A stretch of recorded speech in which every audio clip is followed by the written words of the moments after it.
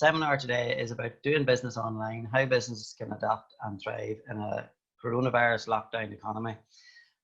We're not going to solve all the problems, but we're going to have a look and hopefully be able to help you. So we've kind of broken it into 3 different sections: selling products online, selling services, so whether that's training, consultancy, PT sessions, whatever, some sort of consultancy, effectively selling your time online.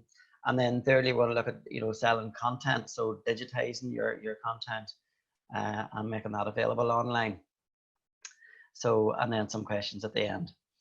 So yeah, I suppose look, in terms of for a lot of people, this is maybe the first time they've really looked seriously at digital disruption. And when you're doing that, you need to think what business are you in? What value do you add to your customers, and what creative ways can you come up with adding value and adapting in a digital environment. And as I say, it may, for some businesses it might not be possible. There just might be no options, in which case use this as a learning opportunity to explore the landscape of selling online. But hopefully through the course of today we'll be able to give you some ideas for how you might be able to adapt your business towards digital. Just to give one quick example, so U&A Cookies is a bakery, a boutique bakery, and they started out as the traditional bakery, like a lot of other bakeries, but they saw a future in digital, and they have developed and adapted their product offering. So they sell customized cookies, so the client can come in and specify a particular message or whatever that they want on their cookie. So they deliver a really high margin product. It's £7.50 a cookie, so it's expensive, but they get a lot of sales, and a lot of their traffic comes from mobile. So thinking of a traditional bakery, but realistically, really most of their sales come from people on social media seeing pictures of their products and going onto their website and ordering directly, and that's that's to say is a big part of it. They also sell on a couple of other third-party sites like Yumbles and Etsy. So it's just a good example of what you might think of as a traditional business that has really stepped out and taken a digital approach, and it has transformed their business. So as I say, today we're going to look at selling products online, selling training online, selling content online. So we'll start with products, and what do we need to do to sell products online? And to my mind, the first thing is always start with a great product. If you don't have a great product, you're going to struggle to sell it, and that's just the bottom line. So that's the starting point. What is your product, and is it really a product that customers want to buy?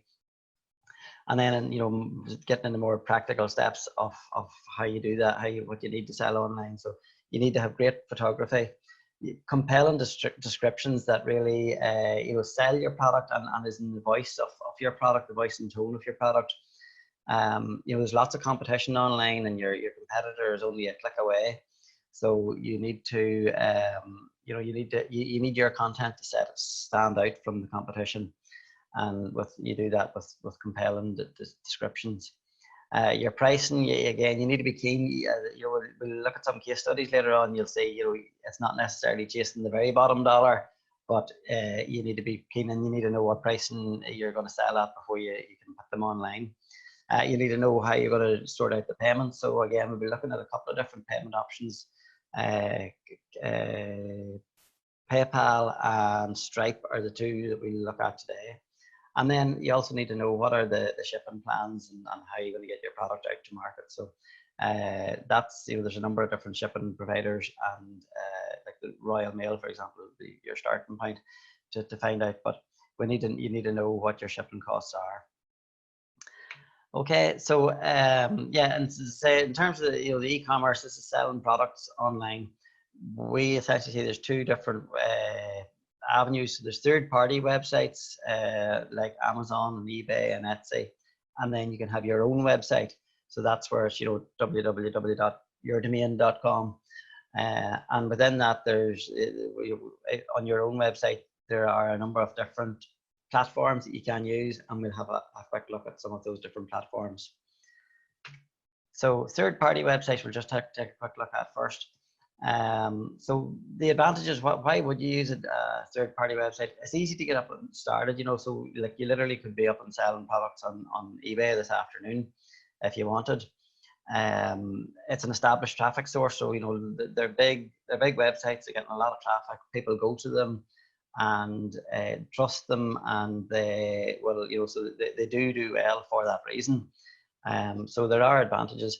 Disadvantages, so yeah, lack of control in that, you know, they're displaying in their environment. It's not your environment, so it's not within your website that you can control the look and feel of. And also you're not building your brand. They're not your customers. You know, people that buy on eBay or Amazon, they've gone there and bought off Amazon because they trust the Amazon brand. It's not that they trust your brand. So, you know, you're not getting the same opportunity to build your brand there. And then obviously the last one there is the margin, and that's the killer. And again, we'll one of the case studies we're going to look at later on, we'll mention that specifically. You know, so if you're selling through the third party sites, you really need to be selling a product that can afford to lose that wee bit of margin. But yeah, so we'll take a quick look at that. I'm not going to take too long on them, but Amazon. So Amazon Marketplace, yeah, it allows retailers and distributors to tap into Amazon's infrastructure in exchange for a fee, basically. So, in the early days, Amazon just sold their own product, and then they realized, hang on, if we let other people come in and sell their product on our platform, we can make a nice cut and control more and more of the market. And that's what has made Amazon the beast that it is today. So it's open to anyone to go and sell on it.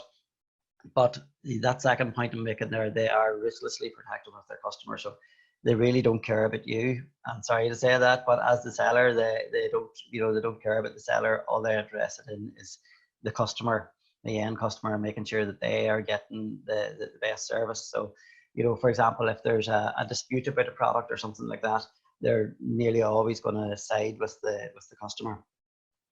But they have a lot of customers, so like 90% of UK consumers use Amazon, and 15 million in the UK have an Amazon Prime account. So that just shows you the sort of numbers we're talking about. They really are they're a massive market. So they're definitely a channel to consider.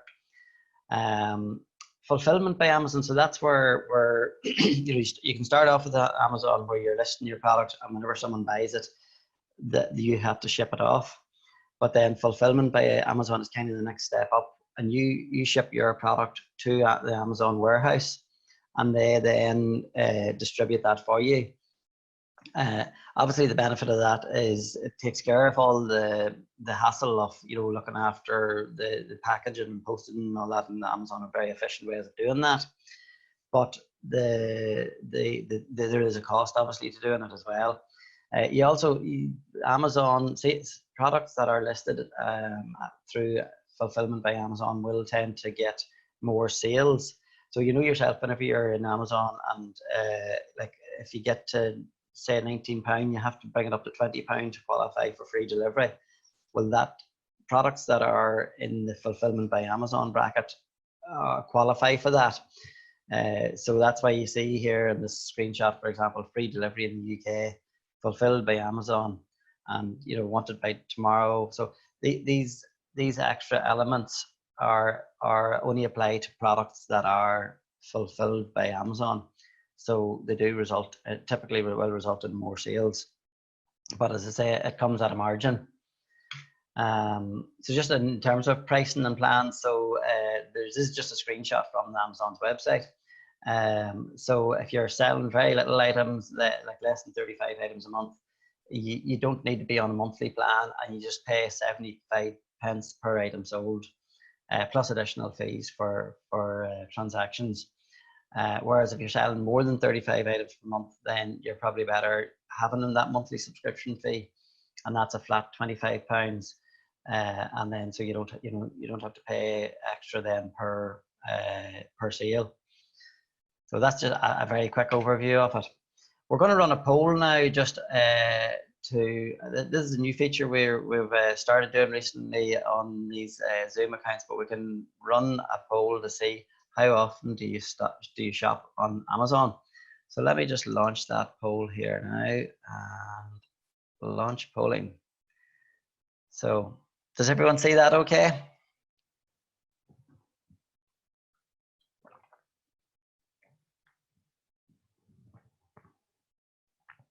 This is just to give everyone a feel for how often it happens. With three out of 5 voted so far. And we're going to get those last tools, 4 out of 5, great. And last one, does anybody else want to come in? There, 5, great, okay.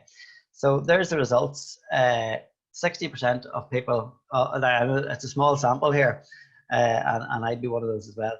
But you know, people do shop regularly, and that just goes to show you. So 60% of people are shopping weekly on Amazon, and 40% shop monthly, and nobody shops less often than that. So just to give you a quick flavor for it. So let me go back then to here, and I'm going to close that. So we're back in here. So that's Amazon. eBay then we're going to have a quick look at. eBay, as I say, it's more of a second-hand yard sort of a feel to it. Second-hand yard sale feel to it. Despite the fact that 80% of products sold on eBay are actually new, it has that sort of a reputation as a second-hand yard sale. Very price competitive on eBay. Like it really, you're in a global marketplace on eBay, and you know it definitely is quite price driven. So people that are on eBay, they know what they're looking for, and they're going to just shop around and get the same product as cheap as possible, because you know there's no loyalty to particular buyers. So just to be aware of that. And I haven't said that, you know, you can, there is a feedback system, and you can improve your feedback system. So when you're starting out on eBay, if you start listing products on eBay and you don't have any listings at all, you'll have no feedback, and that will maybe put some people off. So just an idea to try and develop more, to develop your feedback. You can actually go and buy items and ask the seller to give you positive feedback on that.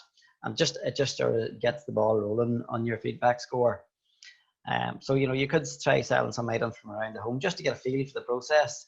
So there's just a couple of examples of things that are suitable for selling online, like old PS3 or Wii games or your old phone or unwanted gifts you've got. And if you are doing it, just be cautious of the shipping costs. You know, I sold a router on it one time, and I think I didn't set a minimum price, and I got about, I think it was £5.50, and I took it to the post office, and they charged me £6 to ship it. so I actually lost money on that one, but just be aware of your shipping if you're doing that. So in terms of fees, so eBay private seller fees, eBay is more complicated sort of system of fees, but you can get up to 1,000 listings per month for free. And you pay a flat 10% of the sale price. I'm just going to pull this line over here, guys. Hopefully it'll adjust now in a minute. You can get 10% of the sale price. That's the final value fees. And then there's additional fees. So like a buy it now, if you want to add buy it now, it costs an extra 50p per listing. And if you want to list it in more than one category, then that's an extra 35p per listing. And also, of course, you pay the postage and packaging fees. And if you are going to be selling on eBay, factor in for refunds as well. And I see Barbara has joined us. Hello, Barbara. How are you? Can't hear you, but hello. Barbara, do you want to say hello, or do you want to do an introduction, or we'll just work on here? Work on, sure, and I'll have a wee word later on. Apologies, I was stuck on a call there. That's all right, no problem. All right, no worries. Great. So yes, so just looking at the fees, as I say, for listing on eBay. And as I say, it is quite a complicated sort of a structure, but the basic is £25 a month, featured is £69 a month, and then the top one is Anchor is £399, and that actually, it used to be, I think, about £260 a month, and it has gone up to £400. So that's if you're taking it very seriously. And you can see there just in that table, I mean, I'm not going to read all that out, but you can see the details of the different fees depending on which package you're on. So again, we're going to run another quick poll just to get a feel from the audience of how often do you shop on eBay. So let me close that one down and relaunch polling. Cancel. Sorry guys, give me a second. There we go. And launch polling. So you should see a pop up now just to find out how often do you, and this is just to get a bit of, as I say, just a soft bit of data, how often do you shop on eBay? And the last time, remember, we had, I think 60% of people were shopping on Amazon weekly and the other 40% were doing it monthly. So we have 5 out of 6 results in there, and yeah, we'll end at that. So just to show you the results there. So there's still, like, some people shop monthly on eBay, but for other people it's less often, and some people never shop on eBay. So it just shows you the difference between that and Amazon. It's not nearly as common. Okay, so we're going to look then at, let me just go back into this. So that's eBay we've looked at, guys. We're going to look now. As I say, the other only there's Amazon and eBay are the 2 big ones, and then there are other third-party shops that you can sell your product on. If you have a crafty sort of a product, Etsy can be very popular on that for selling, and you know, we would have a number of clients who are selling quite a few products on Etsy. So it's very much a community sort of a feel to it. It's for small business owners, so it's not really a place for the big volume manufacturing of that. It's real sort of craft feel to it. And I go on there.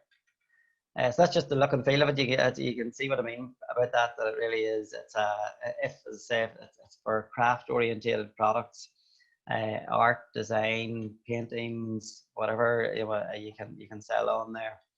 As I say, because of the nature of it, great photography is really critical. You know, I said at the start about how having good photography is very important for any e-commerce, but particularly if you're selling on Etsy, you really need it to be very strong.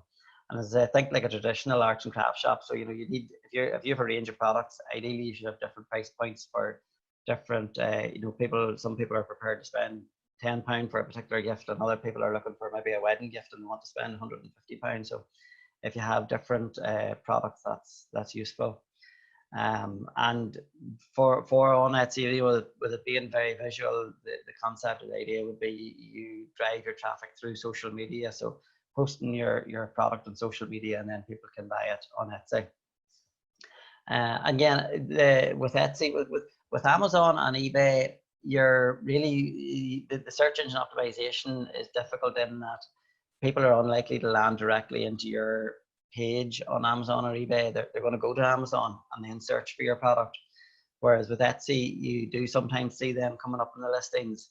So just think of your long tail key phrases that people will be searching for. So you include place names and what type of gifts. So for example, wedding gifts for Northern Ireland. That large red earthenware dish, that's an example I'm using there. That's a friend of mine. Again, we're going to see the case study later on where he sells these on Etsy, and if you search for large red earthenware dish, he's appeared #1 on Google for them, and they're selling well. So just to get, you know, quite granular and think of the phrases that people might be searching for.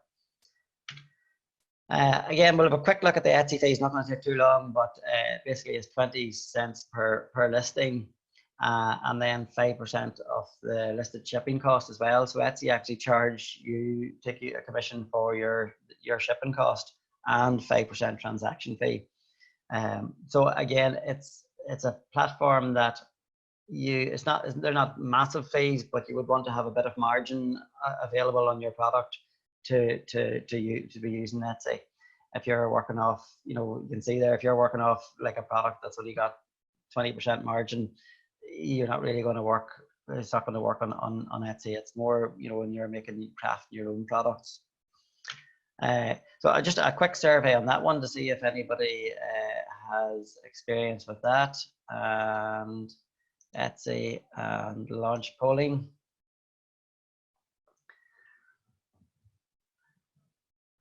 Never, there you are. Wow. Okay. So there's a definite result.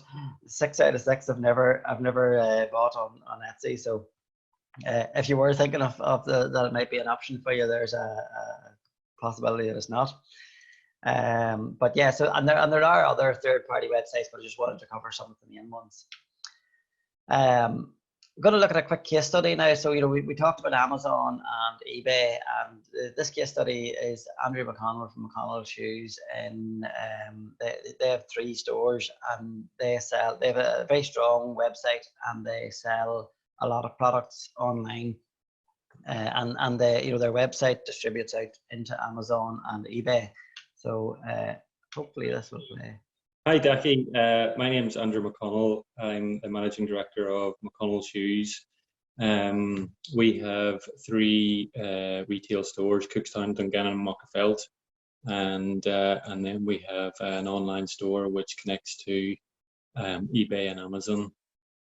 Great, thank you very much, Andrew. And yes, as you say, you link into Amazon and eBay, and I'm specifically interested in those at the moment. So can you tell me a bit about your experience of working with those third-party platforms?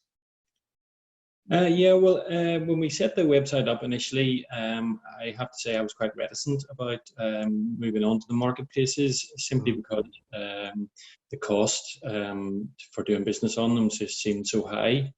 Yeah. But when we initially went to Amazon, we were quite dazzled by the amount of sales coming through. But when we'd been talking earlier, you'd said, what was the difference between, your website versus, the marketplaces. And to be honest, I would say that they're quite complementary. It probably takes about the same amount of time to set up your a website as it would do to set up directly and sell to Amazon. But if you set up your website, it's so easy then to feed through to the marketplaces. So you get, not only do you get to sell directly to customers through your website, which is cheaper, but you also then get to sell directly to the marketplaces. Yeah. Marketplaces are brilliant for generating volume sales, and I would say we sell 70% of our online sales are through marketplaces. But what they don't do is they don't offer you any opportunity to market your business or create an online brand in your own right. That's what your website does. And we've been quite successful through that. And not only do you get your sales on your own website, but what you get is a relationship with your in-store customers. And we have a lot of anecdotal evidence of people having been on the website or coming from far and wide who looked at the website and then turn up in your stores. So there's a lot of benefit to having the website as well as the marketplaces. Great. Okay. No, that's great, Andrew. And it is clear that you have been very successful online. You are very successful online. What do you think are the key factors behind that success? Like why is yours a success? Well, I think the key factors are, we knew what we were trying to achieve when we set it up, and we wanted to be an online version of what our bricks and mortar stores are. And I think when we set it up initially, the other decision that we made is that we didn't want to dabble at it. Initially, I was going to try and set up the website, and I was going to try and put some of this stuff on and pull people off various other parts of the business. And what it became very clear to me was that it takes time and effort to do it successfully. So that I employed somebody to set up the website and to run it, and I think putting that resource into it has been one of the successful things that has made it a success. Yeah, great. Conversely, I think it's important not to put too much investment in, because until you start to see the results and where those sales are coming from, I know of other retailers who've created a big online presence with large volume sales, but actually they weren't making any money out of it. So I think it's a very fine line between balancing the investment and the return. Okay. Oh, that's great. And thank you very much for sharing that so generously, Andrew. I suppose before we wrap up, just for other people who are, running a retail environment and are thinking of setting up, have you any particular advice that you would give to them? I think the key thing for selling online for me is that, like you would with your own business, your main business is you need to watch the margin. Very easy online to chase sales and happy full. But I think particularly on marketplaces, if you chase the bottom price all the time, you may find that you're selling a lot through, but you're not making any money. So watch the margin. Perfect. No, that's a great answer, and thank you, Andrew.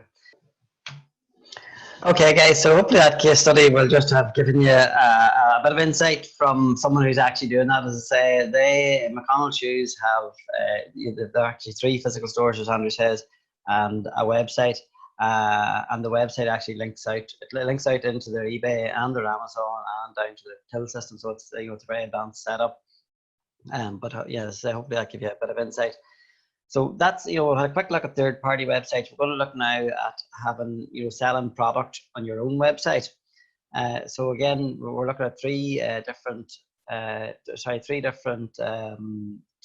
platforms: Shopify, WooCommerce, and Magento. And before we do that, I want to look at mention about payment options. So when you're taking payments on your own website, you need to have a facility to do that. And the 2 main ones we would use is Stripe or PayPal. So Stripe, you don't need a merchant account. You just plug in your bank sort code and account number into the account. So you can open up a Stripe account and put your account number in, and you straight away have the ability to capture customers' credit card details. So it's great. It's great for recurring payments and one-off payments, and we're seeing a lot of growth in Stripe. And it's a very straightforward platform to use, and it's pretty much plug and play. It works very well.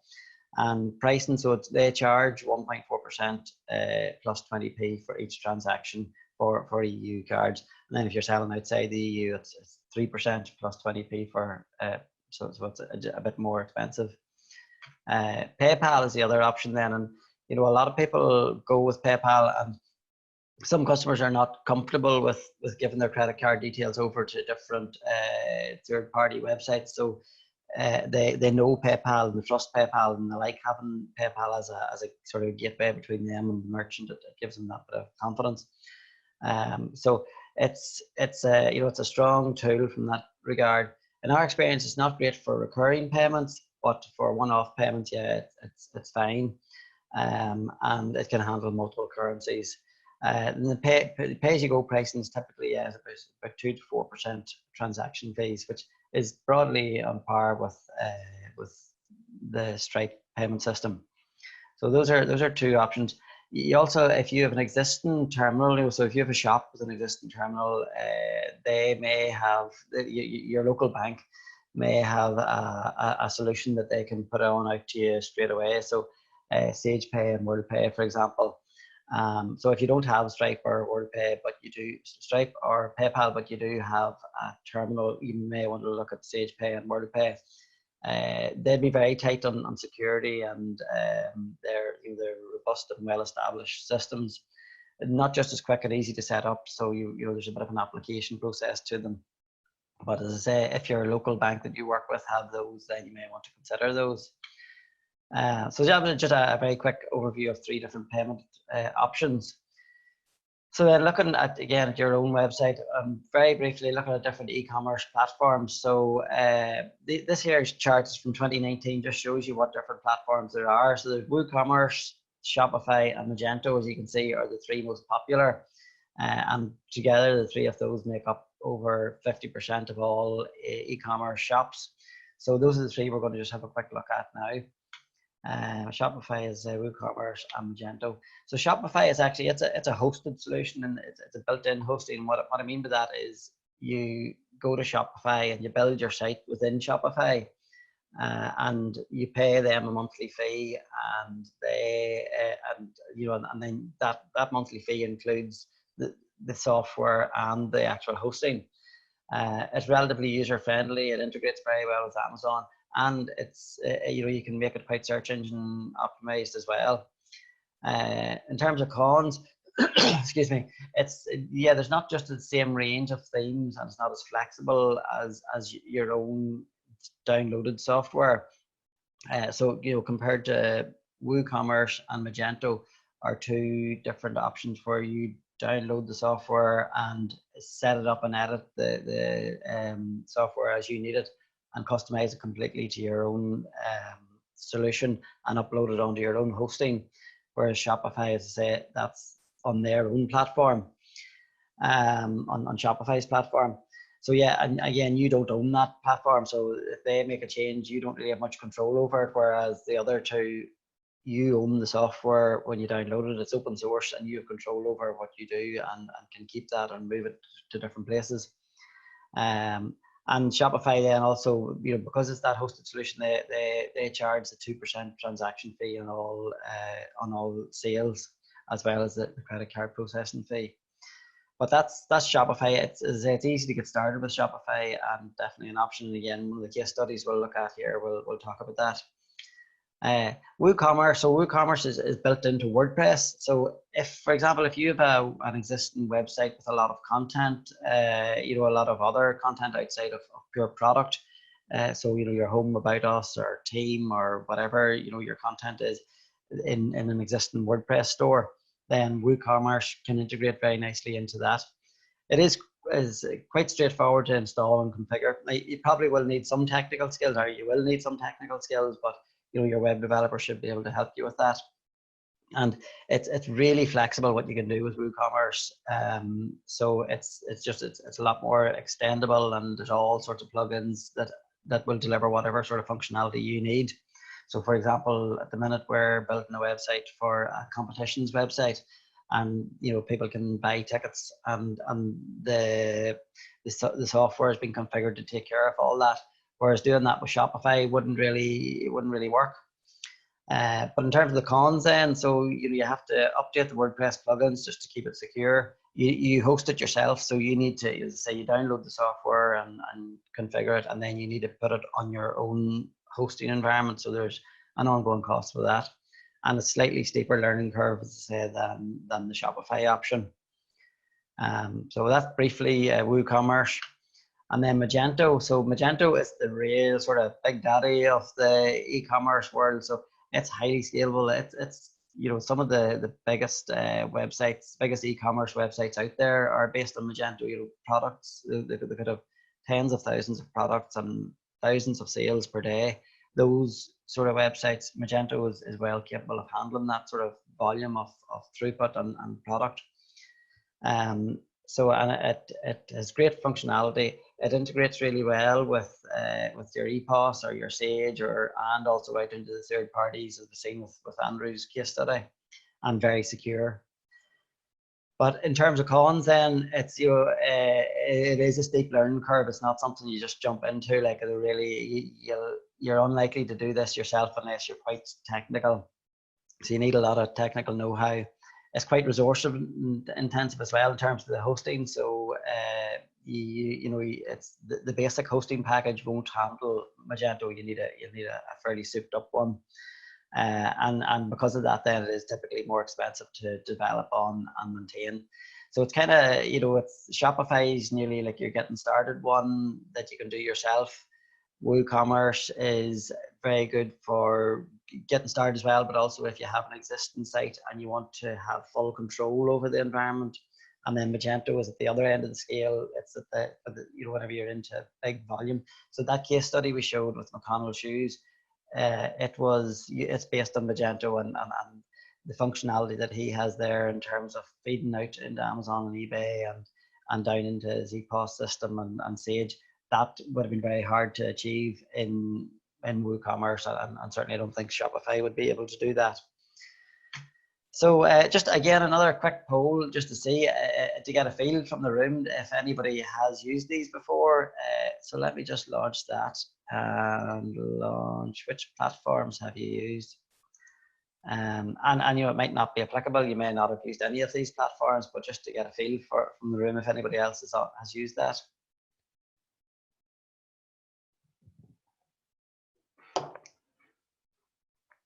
No polls in yet. Does it? Can you see those? That poll? Okay, you can't see the poll. Oh, why can you not see that? Attendees are now viewing. You can't see that poll, Kirsty?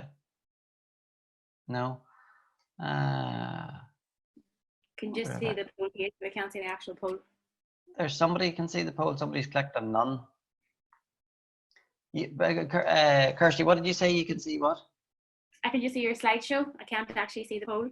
Okay. Let me stop the slideshow and I'll try relaunching the polling again. Relaunch. Continue. Yeah, you see that's it now. Okay. Yeah. I wonder why it didn't launch the first time. Okay. So this is just to get a feel from the room if anybody else has used these. Yeah, so somebody's used WooCommerce. 2 people in WooCommerce. Okay. And nobody's used Shopify or Magento at this stage. So, okay. So we'll end the polling there, and I'll share the results, and I'll come back in then. So hopefully you can see that. And we'll go back into here. Yeah. So and stop share results. Okay. Minimize that. One other thing just to say then, yes, all of these tools, they integrate with Facebook store. So if you have a Facebook page with lots of followers, you can, and you have Magento or WooCommerce or Shopify set up, you can configure it to automatically populate into the Facebook store. So just to be aware of it. In reality, we haven't seen any clients asking for that, and we haven't had clients using the Facebook store. So it's a function that is available and you could consider, but it's not used regularly, to my knowledge. But there's an example of it there. So Style Boutique, and this is based on a Shopify website, and you go to shop and you can see the products they have there. And you can go in and that's all been fed in from the Shopify website automatically. So it's an option to consider if you have, as I say, if you've set up your e-commerce and you have a big following on Facebook, then that may be something you want to look at. So we'll not launch that. I'm just going to show you another quick case study, and this is Stephen Farnan. So Wrapped Up, it's a shop in Castlecourt in Belfast. And Stephen is currently building a website, as you'll see here now. So good afternoon, Stephen, and thank you very much for joining us and agreeing to take part in this today. Stephen, I suppose just to start off, if you could give us a very quick overview of your business and what you're doing. Okay, well, we essentially have 2 businesses. With our studio side, where we make a lot of our products, and then we have the shop side, where we try to sell the products. The studio is called Stephen Farnan Studio, and the shop is Wrapped Up Belfast, and it's opened in Castlecourt Shopping Centre about 1.5 years ago. Great, Stephen. And Castlecourt, so I mean, obviously then with the coronavirus, it sounds like you probably you're not able to get in there anymore. I assume you've shut up shop then. Yeah, closed about a week ago. Okay, and so tell us then, about that, how you reacted to that shock that has hit the business. Yeah, well, I suppose you call it a shock. I've seen it as an opportunity to do some new things and an opportunity to start taking some things off the bucket list. Like the shop had always evolved. It had been a pop-up shop a number of times, and then the very last pop-up was decided to keep it going because it was very successful. It had been growing really strongly right up until 2 weeks ago. So at that point, it was on our list to build a website, to look at our social media strategy, and to start focusing on those aspects, which is where the business and the art of selling products is moving. So actually this window of 2 months is a great opportunity for us to actually focus on those couple of bits that will be really beneficial to the business moving forward. Great, Stephen. That's great. That's great to sound hear you having such a positive attitude towards it. So you decide you want to use this time proactively to get a website together. So can you talk us through a wee bit of that process, and also, you know, what platforms or what different avenues of selling online you have looked at or considered, or where you're at with that? Okay. I'll show you the website that I've been working on. Basically, I started working on this website on Monday morning. I knew I needed to get good product shots, information about all of the work, and then get it onto a platform. I'm using Shopify. I find it incredibly easy, and it's got a good, strong e-commerce base. Just two things about the websites. We have my own website, Stephen Farnan Studio, and then we have an Etsy website. Now, we find that our Etsy page is able to find customers who don't know my work. They want a picture of somewhere in Kerry or Dublin, whatever. And Etsy is brilliant at finding those customers. The people who are going to the Stephen Farnham website already know me and already know the work quite often. So this one, the Wrapped Up Belfast, I'm going to share the screen here. Yeah, that'd be great, Tim. I mean, you started this on Monday this week, like? Yeah, Monday morning. Well, I tested it out. I looked at it on Saturday, last 7 days ago, and just played about to see, right, could I actually do this? And I found a couple of really good, strong tutorials online on YouTube. And then I thought, yeah, we're just going to go for it. We know we have the team that can take the photos and get the text together and then input the information. So we're all going to be working on it over the course of the next 3 to 4 weeks. And you can see the very basis of it here. That's myself and Emma and that shop. Scrolling down, that's some of the products that are in there. Right? Super. And Steve, you put this all together yourself, like, or did you use a developer, a web developer, to do this for you? No. And it was incredibly easy. As I said, I used a good tutorial that I found on YouTube. Yeah. It was just like a Shopify beginner's tutorial. And it's a very basic structure, the architecture of the site. And you can see that we've already populated a lot of products. If I go to ceramics and captured memories, that's my own personal work. I'll just tap on that. You can see that we've input a lot of information. I'll tap on Ballantoy Harbour there. The actual act of, and I'm a bit of a technophobe, so you know, my gut instinct is, oh God, I wouldn't be able to do that. But actually, Shopify really made it easy. You can see the different options that are available, and again, just as I said, really good product shots, so that people have real clarity and nice information that reflects both the shop and the work. That's key again. Yeah, that's amazing that you've done that, you know, in such a quick turnaround, and say, you know, when it's just yourself doing it. Or I know you said you team, so that's to get the people in the shop that had been working in the shop are now doing the products and getting the images ready. So I've been working with Dara and Emma and on getting the photography and any adjustments that are required, and then working with Glenda, some of the other team members on, you know, coding things, putting the right meta tags in. I don't know what a meta tag is, but I know that it's a series of words. I just know what I'm told. And then it'll be a case of the team, like 3 or 4 of us, just taking individual bodies of work over the next few weeks and uploading it and just making sure the text is right, the prices are right, and all of that business. But it's something. It's a team building exercise. Like it's brilliant already, and that we're working on something in a very difficult time. We're working on something very positive, you know, that's going to impact on the business moving forward. Okay, guys. So that was just a quick video. I'm going to now stop share and go to unmute. Let me see. Where's my unmute? Manage participants and unmute. So guys, we've looked there at you know, a number of different aspects of selling products online. So you know, whether it's on third-party websites or directly on your own website. And within that, you know, we looked at the Amazon, eBay, and Etsy, and then on your own website, the benefits of using, say, a hosted solution like Shopify compared to your own product, your own environment like WordPress or Magento. So any questions there at this stage about selling online? Anybody, any questions about that, about selling products online? No, okay. And I know, guys, there was a bit of the sound wasn't great there on that. I think I have sussed out what the problem is, and hopefully the next case study will be a bit clearer. So apologies for that if there was a problem with the sound. Okay, so we've looked at what we've looked at there is selling products online.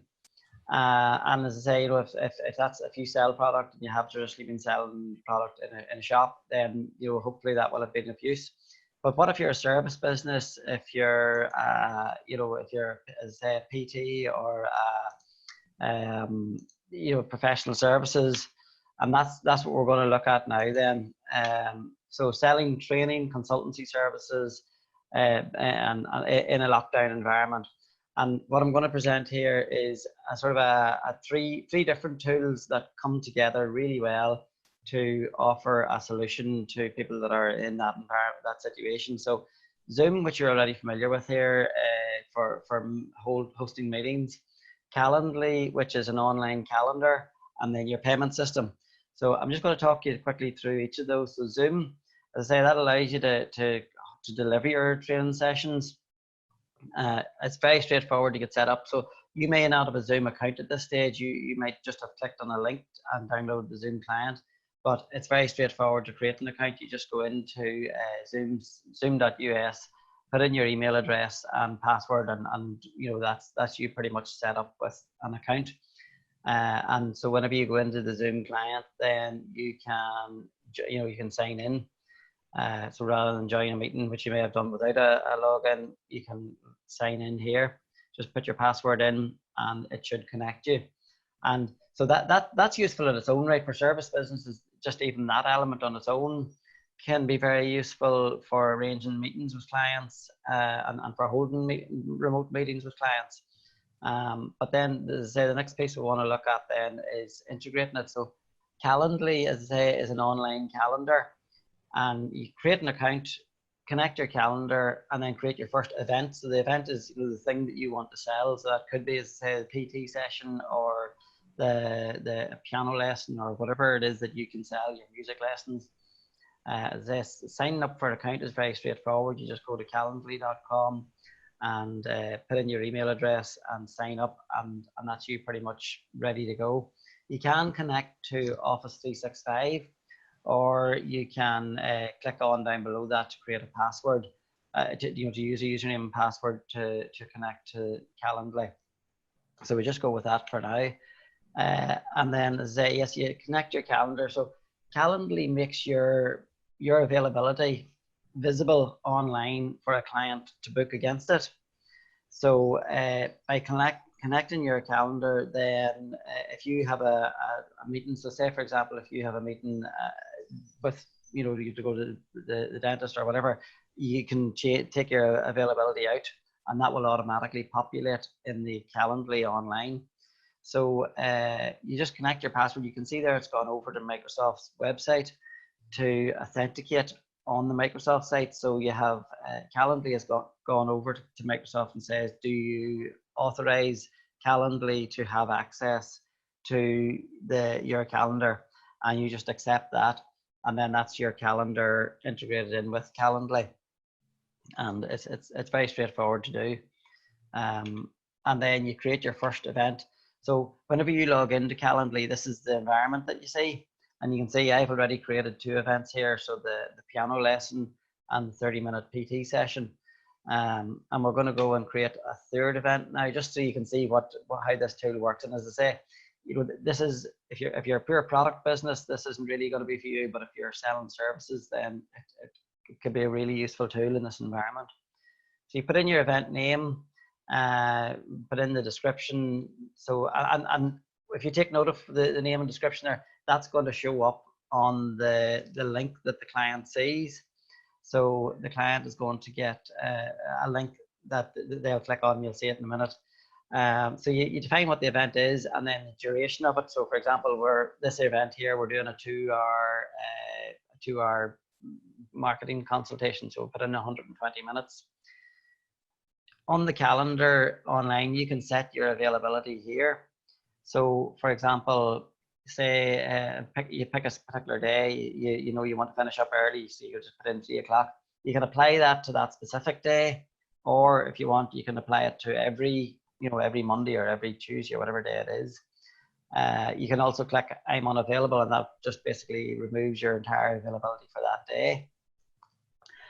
The other thing, say for example, you have a lunch appointment with someone, so you can say you're available from 9 to 11, and then you add a new interval to say you're available from 1 through to 3 or 4, whatever it is. So that's just a simple way of adding a split in the middle. And again, you can apply that to that specific day or to all Wednesdays. So it's very straightforward, it's very intuitive way to set up your availability for your clients to book against you or to make appointments with you online. Just some advanced, you come back into that same thing into the advanced tab. So the first tab was the actual hours you're available, but in advance you can set, for example, if you don't want someone to be able to book you between now and this time tomorrow, you can say prevent events less than 24 hours away. So just it gives you that bit of control. Or you can say if someone has booked a session, I don't want another session to start for at least 15 minutes after that. And you want a 15-minute break at the end as well. So it just gives you that flexibility to do that. But that's the event set up. And that's all you need to know about Calendly at this stage. And then, as I say, the payment system, so it's either PayPal or Stripe is the two systems that can be integrated with Calendly. And they're both fairly straightforward and similar fees. As I say, we use Stripe, but you can use PayPal. So then you add the integration, you add the magic, and bring this all together, and that's what I want to show you now. And like in literally 5 minutes, we're going to pull this together, and as a a trainer or a deliverer of consultancy, you can have this up and running in an afternoon or in an hour. So yeah, integrate Zoom and payment gateway is the first thing. So you just go to integrations, and I would recommend that you're logged into Zoom on another tab and logged into whether it's Stripe or PayPal, you should be logged into it in another tab. So we go to Zoom here, and you can see there, this will automatically create the Zoom meetings at the time of the event. So you need to have a Zoom, a premium Calendly subscription for this. But at the moment, they're actually allowing it for free. So that's until the end of June, I think. So it's a good time to try it out. And if it is of use, then you can pay for it going forward. It's not expensive anyway. So that's it. That's Zoom integrated. And you can see there it's currently connected to our Zoom account. And then we go to the payment processor. So Stripe, again, is the one that we would use and connect with Stripe. So we've gone in here, you can see there we're logged in as, so this is just a different business that we have, and we have a Stripe account on, and we just click on connect, and it's connected. So that's all there is to integrating the two. And then, so it's your Zoom and your payment processor is integrated in Calendly. Now you need to add those details to the event. So we created this to our marketing strategy and made it available that clients could come and book.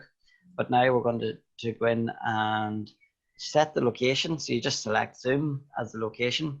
And by doing that, that automatically tells Calendly that you want to have the meeting online. And then you can go to collect payments.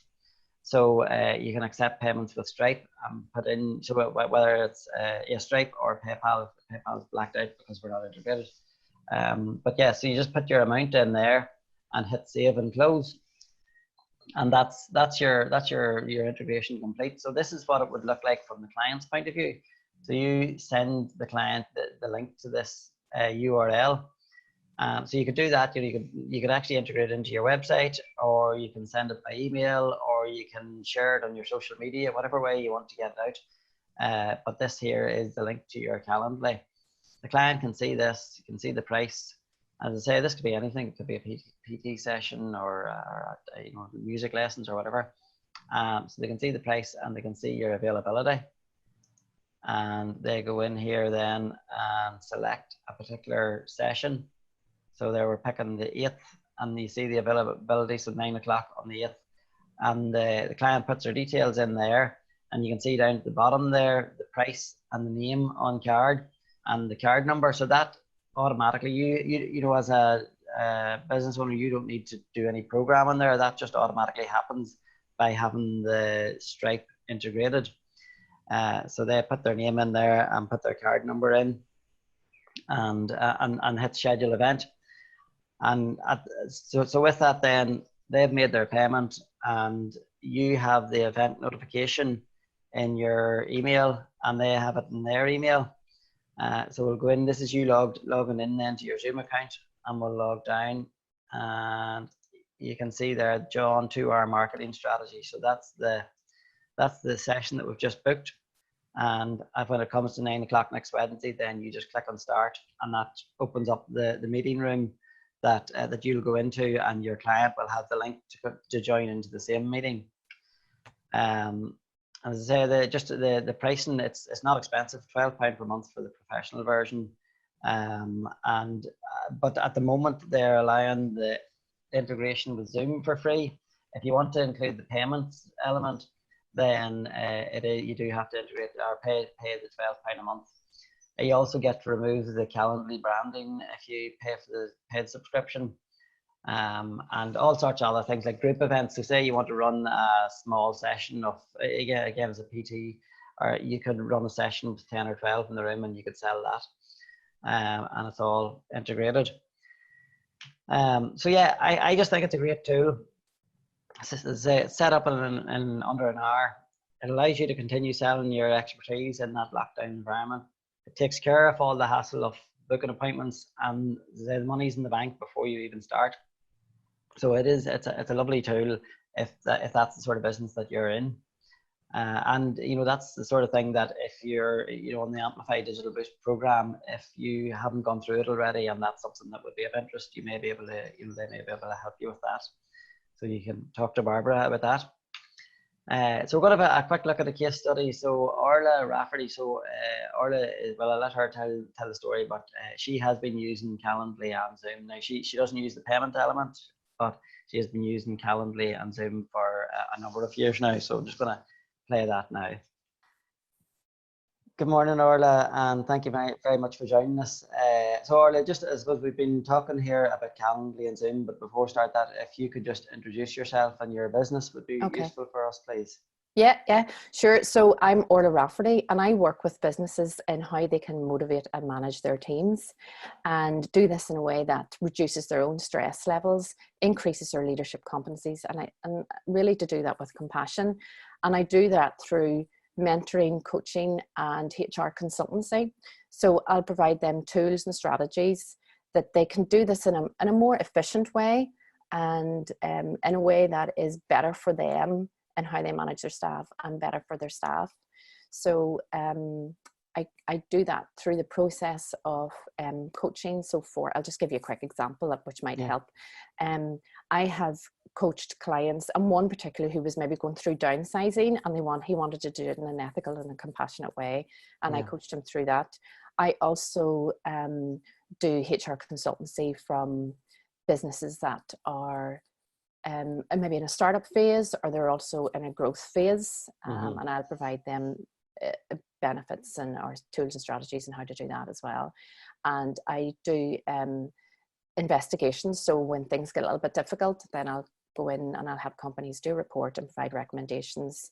And I also do interviews, and as part of the recruitment. And I suppose one thing within that, I've used Calendly to help me with that, whereas the candidates pick the time, and then I done that through Zoom and also through interviews or on the phone.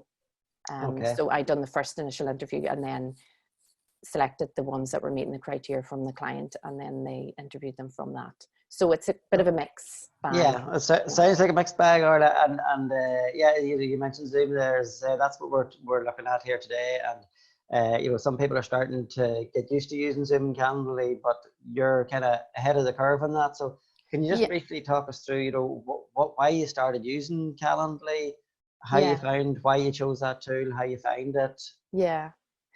Well, I have been using them for about 3 years now, and I think one of the reasons why I started, especially the Calendly one, is really to provide structure for my day.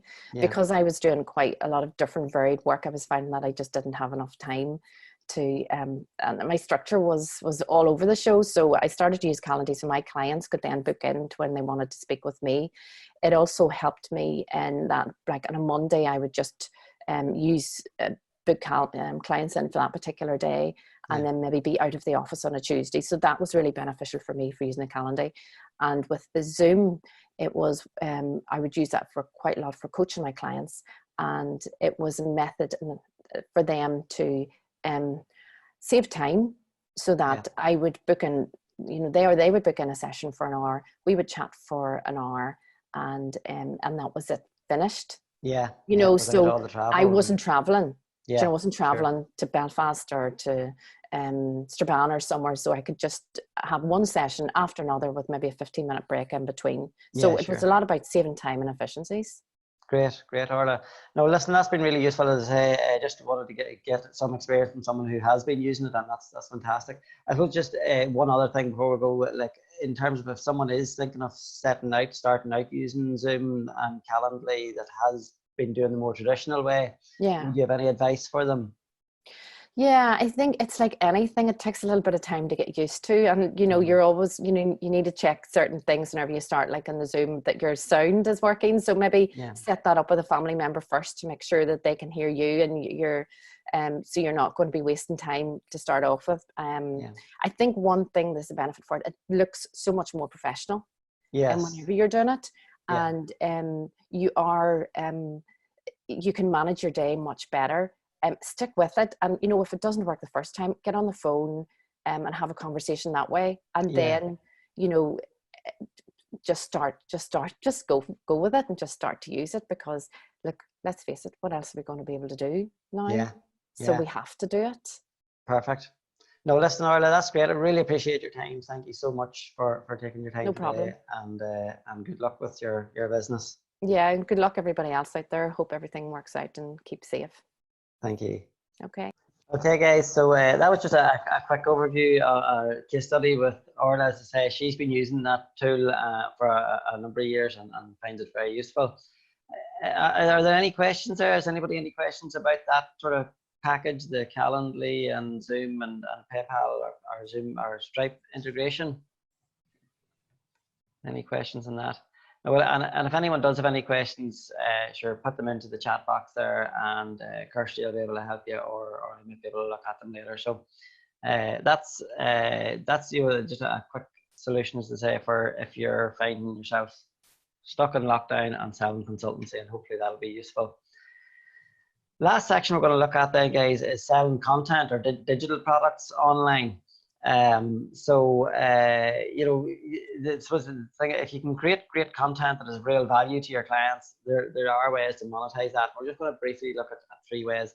Now, these here are unlikely to sort of, you know, completely replace your existing business, but certainly there's something to look at. And I suppose today I want to make you aware of the landscape and aware of what options there are available.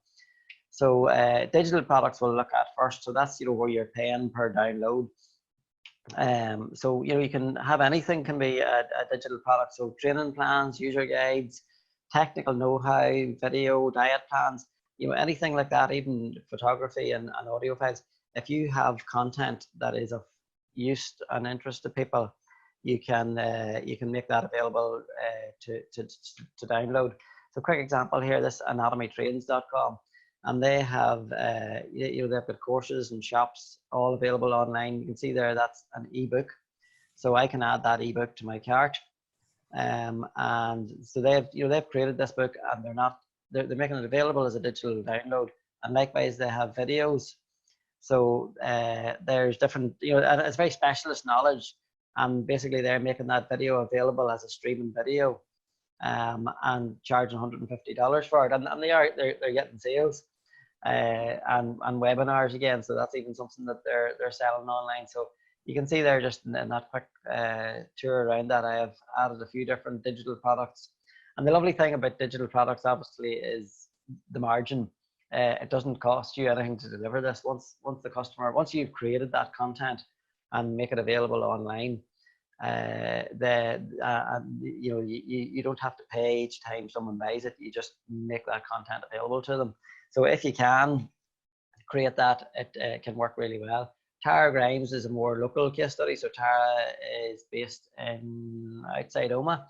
And again, we'll see a case study from Oma, from Tara, but she has created, you can see there, 5 or 6 different weight loss products.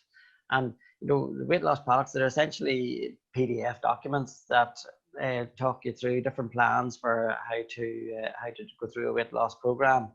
And she promotes this on her social media. So the getting started guide, the workout plan, the shopping list. Those are the sort of products that she has available within the plan, and 100% results guaranteed. So because it doesn't cost her anything per sale, there's no downside to her offering 100% guarantee, because she's not going to lose anything. So yeah, you can see there and just check out, and the client downloads that, and those sales can be happening while you're sleeping or while you're away on holiday. So and as I say, you're not going to get up and running and selling 300 or 400 or 500 pounds worth of products tomorrow. But if you find that you have time now where you're shut up shop and can't operate your normal day-to-day business, is there options to digitize your products and make them available online, to spend this time now to do that?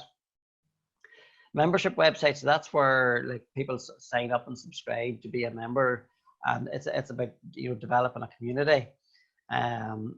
There are a number of different platforms for that, and we're not going to go into the detail of it, but just very broadly speaking, it's the Kajabi and Thinkific are 2 sort of built-in platforms that you can create a membership site straight away, and you add your content. So you could have a welcome video and a series of modules, and each module could have videos and PDF content and maybe some exercises. So questions and answers, and the client has to fill in answers, and you can have things like quizzes and certificates, whatever the complete certification, and all of these tools allow that. So these are the all-in-one platforms that are similar in concept to Shopify, in that they're a hosted solution. And then with WordPress, which is similar in concept to WooCommerce, it's where you install the plugins, LearnDash or MemberPress. You install those into the WordPress site, and you can then build your content around that, and put all your exercises and module material into that. And then the bespoke custom builds, I mean, you can build anything with a bespoke system. So they're different options. And when you get into that membership website, you want to build up your monthly recurring revenue, MRR they talk about, and deliver real value to clients, and build up as much of a community as possible. So with functions like having the ability to talk to each other, or having access to a weekly meeting together, and things like that, or a weekly discussion forum, or even access to the private Facebook members group, those sort of things that encourage the client to stay on, that adds value to the client and encourages them to stay on. And that so you want to reduce your churn, the amount of people that are cancelling, and keep growing the sales and keep growing the monthly recurring revenue. And typically membership websites have very high margin again, so there is scope there. If you can build the product, there's scope to spend some money marketing it to get the customers in because of the margin. So as I say, we're not going to spend any more time on membership websites. I just wanted to expose you to what they are.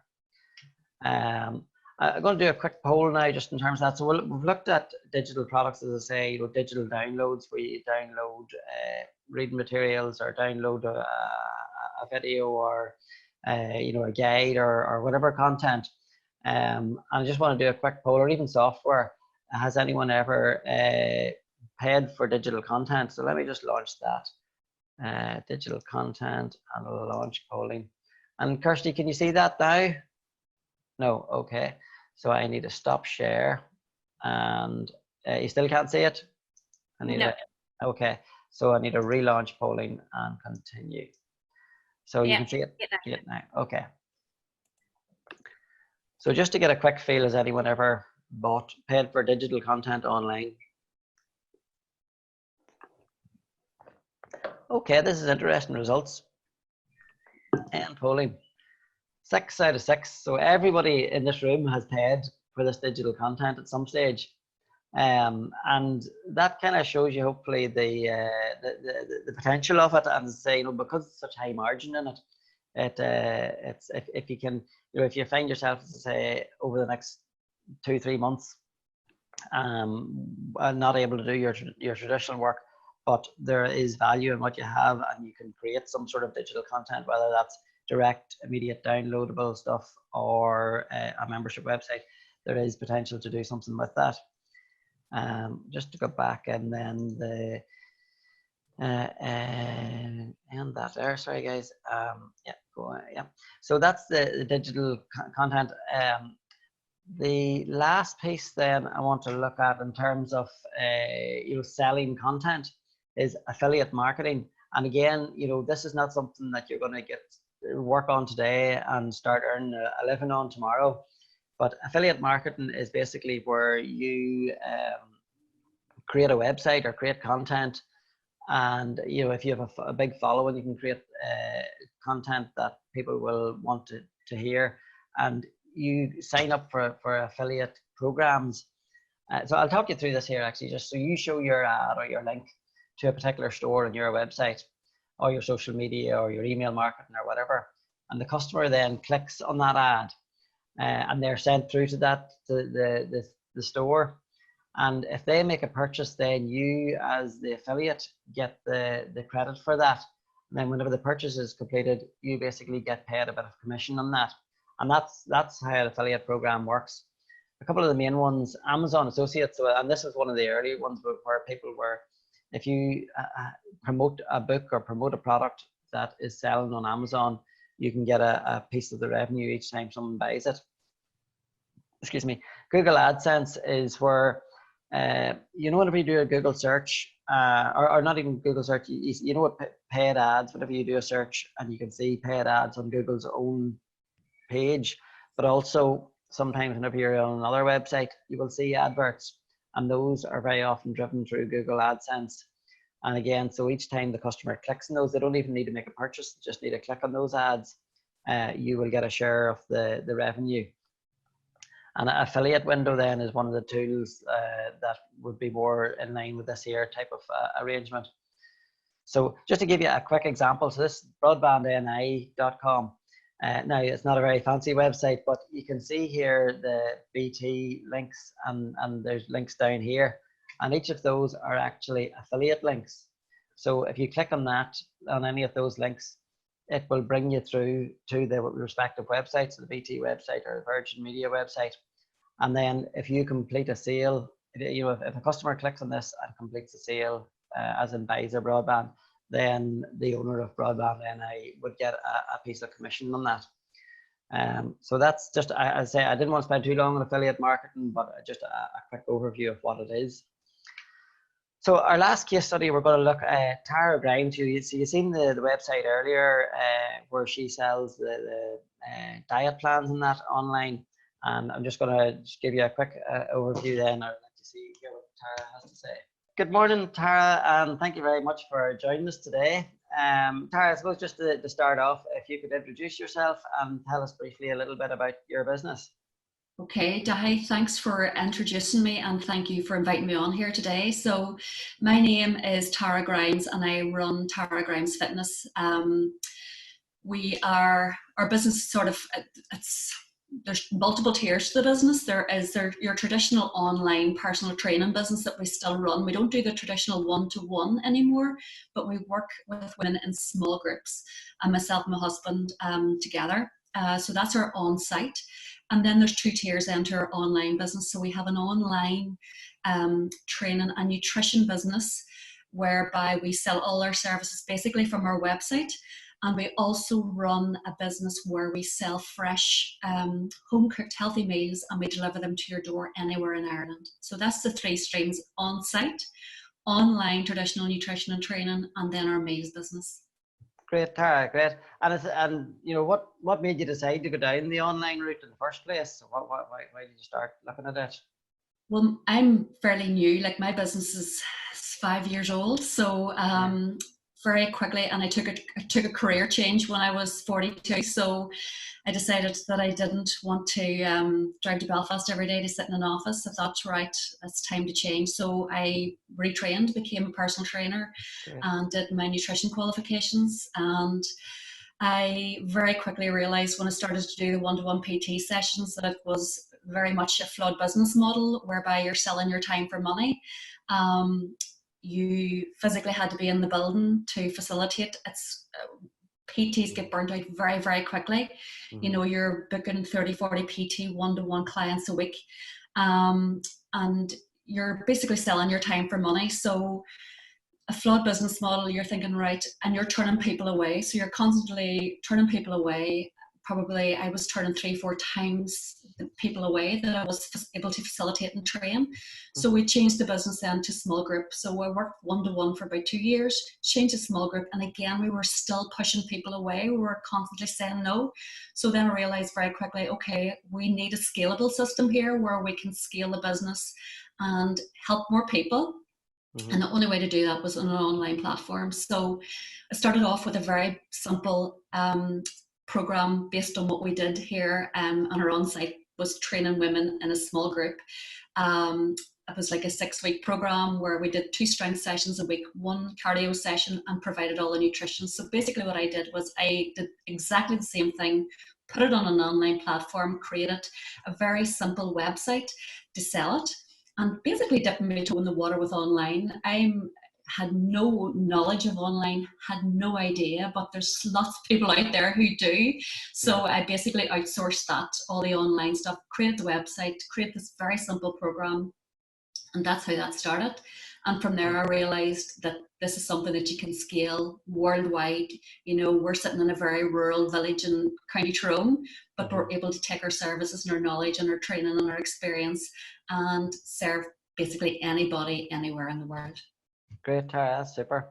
I suppose, like, a different marketing for online. What are the main strategies that you use for generating sales on your online sales end?